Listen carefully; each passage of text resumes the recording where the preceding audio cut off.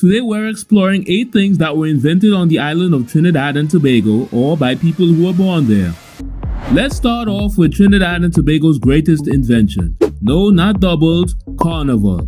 Now I know what you're thinking. Trinidad and Tobago did not invent Carnival. Street festivals where people wore costumes and danced and made merry in the streets were recorded as far back as the Roman and Egyptian empires. So what am I talking about saying that Trinidad and Tobago invented Carnival? Trinidad is the birthplace of modern carnival, the style of carnival most people are familiar with today. These giant street parties where you have women in bikini feathered costumes doing lewd variations of what were once traditional dances, most famously associated with Brazil, that comes from Trinidad. Sure, the half-naked woman wearing bikini feathered costumes dancing in the streets was pioneered by Brazil, and we are all grateful for that. However, almost everything else about the structure of modern carnival celebrations comes from Trinidad's carnival. Now, the story of how Trinidad and Tobago's carnival came to be involves mature subject matters. You have been forewarned, so let's break it down. See, in the 1780s, people from the French Caribbean, which included French settlers and people of mixed races, immigrated to Trinidad, and they brought with them a tradition of pre-Lenten carnival celebrations. It had been documented that in these celebrations, free persons would dress up as slaves and imitate the behavioral characteristics of Africans as a form of mockery.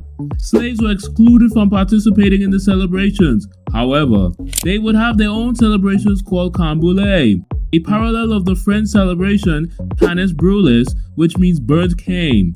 They would in turn dress up and mock their slave masters. These Camboulé celebrations were infused with the slaves' native African celebratory practices, like kalinda dancing, stick fighting, and drum beating. When slavery was abolished by the British Parliament in 1833, this triggered a widespread celebration among Africans throughout many British territories, including Trinidad. Camboulé eventually evolved into an annual emancipation celebration that would take place on the streets. This street celebration would go on to become what we know today as Trinidad's Carnival. Now, Trinidad and Tobago, by far, was not the only place in the world where freed African slaves celebrated their emancipation by dancing in the streets. However, Trinidad's Carnival was one of the first of its kind, and many of the accompanying innovations that evolved from it were later adapted or adopted by other carnival celebrations all over the world. Number 2. The Steelpan. Before Camboulé evolved into what we know today as Trinidad's Carnival, there was a period after emancipation where haters in the British authorities of Trinidad tried to suppress the festival. However, these attempts to suppress the festive spirit of African people forced the creation of the greatest innovation to be birthed from the island of Trinidad and Tobago. No, not doubles, the Steelpan. Get ready, because the story of how this beautiful instrument was created is a dramatic one. See, as stated before, Camboulé became an annual pre-Lenten festival celebrating emancipation. However, in 1881, these celebrations erupted into full-blown revolts known as the Camboulé Riots. The riots were, however, squashed. Afterward, the British authorities suspected drum beating had been used as a form of communications to coordinate uprisings. Therefore, they banned drum beating as well as stick fighting during Camboulé celebrations. This was a huge blow to the African population. Drum beating wasn't just a lot of fun, it was a key strategy for holding on and passing on African traditions and identity. To keep the drum beating spirit alive, bamboo sticks were used as a substitute. This was called tambu bamboo. However, this too was banned by the British authorities. Now the use of all wood-based percussion instruments was banned, a huge blow to the soul of African people in Trinidad, stifling the spirit of the Camboulé festival. However, a loophole of sorts was realized. The laws banning the use of percussion instruments didn't say anything about the use of percussion instruments made from artificial materials like steel. Soon, pots and pans and anything that could be used to create sound were used as substitutes for drums. Then some genius decided to use an old discarded oil barrel as a drum, and it produced a powerful, beautiful sound that would evolve into the only percussion instrument invented in the 20th century. The sound of the Steelpan has since transcended Trinidad's Carnival and is now a globally recognized acoustic symbol of tropical scenery. Number 3. Music trucks. As the world evolved and became more modernized, so too did Carnival. While dressing up in costumes and beating steel pans are still an integral part of the celebration, the introduction of bikini feathered costume has been attracting a different crowd. As the celebration grew bigger, a couple of people beating steel drums or speaker systems positioned on a couple of street corners became insufficient for providing the entertainment required to fuel the large-scale celebration.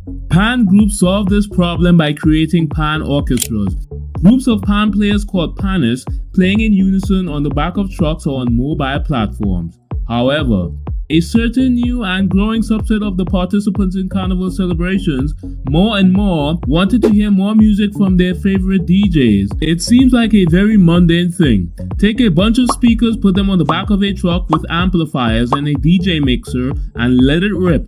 As simple as it seems though, it had never been done before. Sure, people had obviously put speakers on vehicles before for political rallies and emergency broadcasts. But next time you go to a street party and see a DJ on top of a giant truck with giant speakers blasting music, that started in Trinidad's Carnival.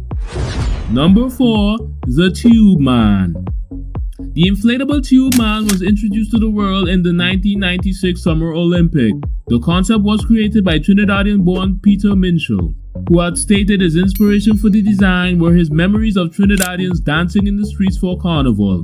He called his design Toy Boy. Minshall commissioned a working prototype from Israeli artist Doron Gazette, who had more experience with inflatables, and also Ariel Lulu Danger, both based in Los Angeles. 6 months later, it was a hit at the Summer Olympics.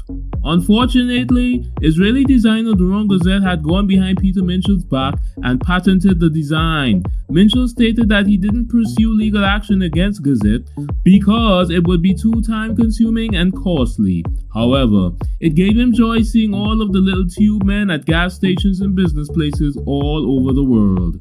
Apparently, they are also popularly used in the agriculture industry as a scarecrow. Now that would definitely scare away the crows. Number 5. Limbo. The Tube Man is now popular worldwide.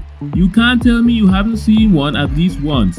But what could Peter Minshall have seen in Trinidad to inspire him to create, of all things, an inflatable dancing man? Are Trinidadians that good at dancing? Well, maybe we are, because Trinidad and Tobago invented the Limbo Dance, which basically went viral all over the world. And trust me, this was before the internet. It wasn't easy to make things go viral back then. Now the Limbo Dance is not just a dance, it's also a game. A quick explanation for all of the Gen Zers out there. Before everyone had computers and PlayStations, people had to meet up in real life to play multiplayer games. Limbo was one of those games. These were simpler times. The point of the game was to bend over backwards as low as you could and see how low you could go while trying to pass on the horizontal stick without touching it. Sounds simple, right? Well, sometimes the simplest games are the most fun. While Limbo as we know it undisputedly originated in Trinidad and Tobago, the actual origin of Limbo-like practices depends on how far back you're willing to go. In Trinidad, what we know as the Limbo Dance was actually a ritual that used to be performed at wakes to honor the dead. If you go back a little bit further, there's speculation that during the transatlantic slave trade, slaves were brought to the top of the deck of the ship to play games as a form of exercise, and Limbo was one of the games they would play. It would, unfortunately, be convenient for this purpose because the game doesn't require much space, but can still be quite physically demanding. A more substantiated claim is that the dance can be traced all the way back to Africa and stems from an ancient African tradition called Legwa or Legba. The tradition allegedly also involves persons trying to pass on a horizontal pole in a manner that is supposed to be analogous to the cycle of life and death. Number 6. Scorpion Pepper.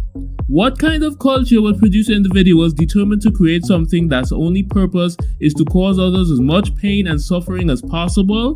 I don't know, But I do know that a Trinidadian, Wahid Ogre, once created one of the hottest peppers in the world. It's called the scorpion pepper because it has a pointed tail like a scorpion, and if you think this is just a one-off thing, Trinidad and Tobago currently has 2 entries on the list of the world's hottest peppers. Trinidad's Moruga Scorpion Butch Tea Pepper at number 3 and Trinidad's Moruga Scorpion Pepper at number 5. These are just 2 of many popular varieties of pepper produced on the island. In fact, Trinidad currently ranks number 2 on the list of countries that produce the hottest peppers. Trinidad is only surpassed by the United States when it comes to hot pepper production, and sits above India, which is where peppers originally come from.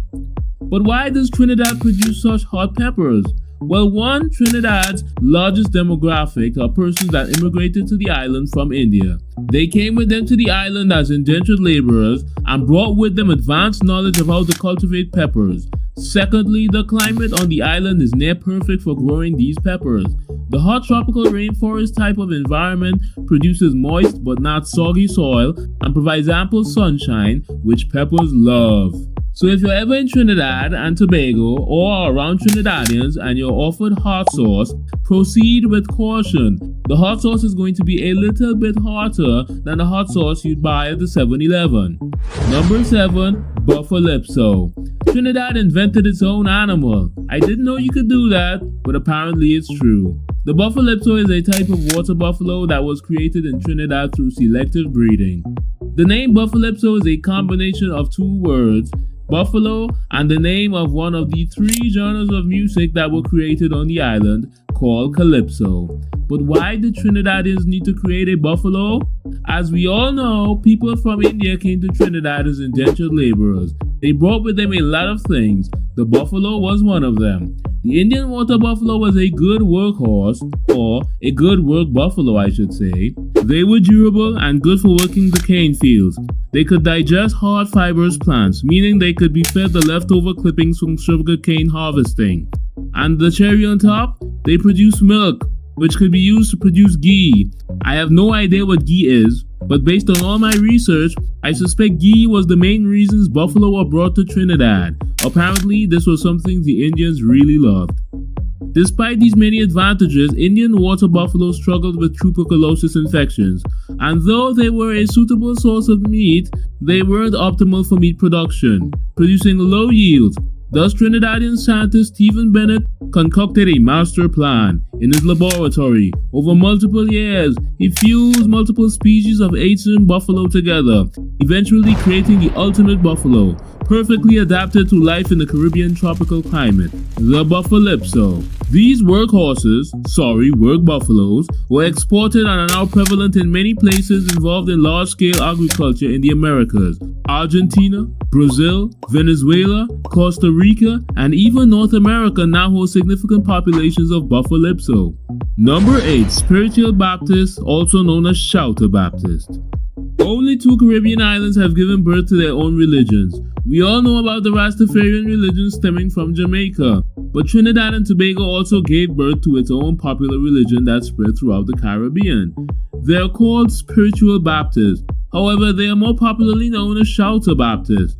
Now, don't go around walking up to people asking them if they are Shouter Baptists. That can be a very offensive thing. For many spiritual Baptists, the term Shouter Baptist is a derogatory term, meant to be demeaning, and they have a good reason to feel that way. For 34 years under the British authorities, the religion was banned in Trinidad and Tobago under what was called the Shouter Prohibition Act. Apparently, their particular style of worship was very boisterous. I mean, it's a religion that developed on the island of Trinidad, which means it's quite the show. There are many distinct features unique to the Spiritual Baptist faith. Spiritual Baptists aren't baptized once, but can be baptized multiple times as they attain higher levels of spiritual awakening.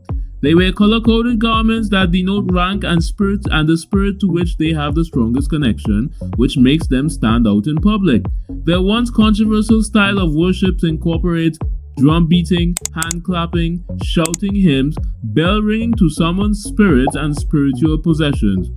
Now, the Baptist faith originated in the southern states of the United States. So how did the Baptist religion end up in Trinidad? During the American Civil War, some escaped slaves decided to take up arms and fight with the British against the Americans in the War of 1812. After their service in the Colonial Marine Corps, they immigrated to and settled in parts of southern Trinidad between 1815 to 1816. Many persons descended from this group have risen to become prominent members of Trinidadian society. Examples include Hazel Manning, former senator, minister of education, and widow of former Prime Minister Patrick Manning. Also Brent Sancho, a former football player and minister of sport in Trinidad and Tobago.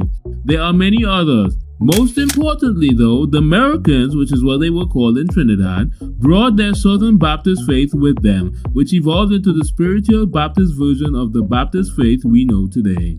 So what do you guys think? Are there any other Trinidadian inventions that should be on this list? Does doubles count as an invention? Why are Trinidadians obsessed with hot peppers? Do you live near any shelter Baptists? Are they really that loud? Like, subscribe, click notifications. My name is Mr. Fiesta, and on this channel I make videos about all the amazing places in the world.